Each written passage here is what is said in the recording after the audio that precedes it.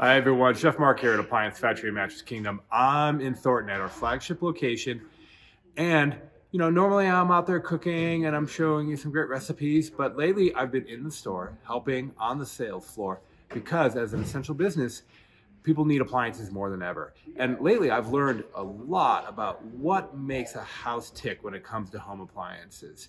And a washer and dryer for a lot of people is critical.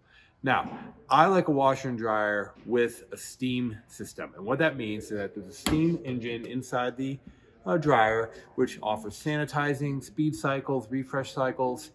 And I really think that that's really the best choice, whether it's in the Samsung, which I really love in the champagne color, or something higher, low capacity, front load, top load. Doesn't matter.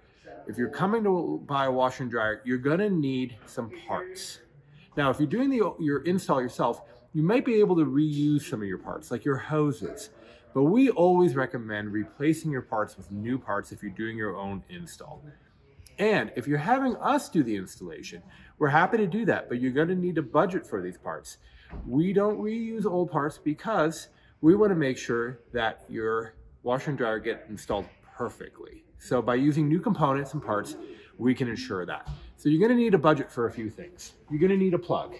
When you come in here, take a look, see if you need a 4-prong or a 3-prong plug. Now, if your house is a little older, pre-1990, chances are it's a 3-prong plug. That could have been updated, but you can take a look. It's very simple, just peek behind the machine. And then for the dryer, anything post-1990, so a little bit more modern, is gonna be a 4-prong. If you're not sure, order both and return the one you don't need. But we have these available. These are about $25. You're gonna need a vent. These are flexible vents. This is important. This allows your dryer to breathe for the hot air to escape for exhaust. These are about $20.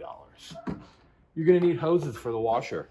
I like the stainless hoses. There's 2 in a pack. They're 6 feet long. They're flexible. They've got a great lifespan, but make sure that you budget for these as well, around $30.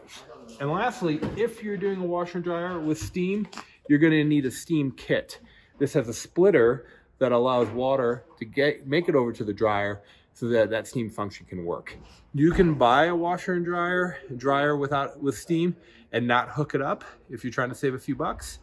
But if you're gonna go that extra step, it's best to have one of these. So it's important to budget about $120 for all the components that you're gonna need for the installation, whether we're doing it for you or if you're doing it yourself. So with plugs, a lot of times the manufacturer, they don't know if you need a 3 or 4-prong plug, so they kind of leave it up to the consumer to go ahead and purchase this.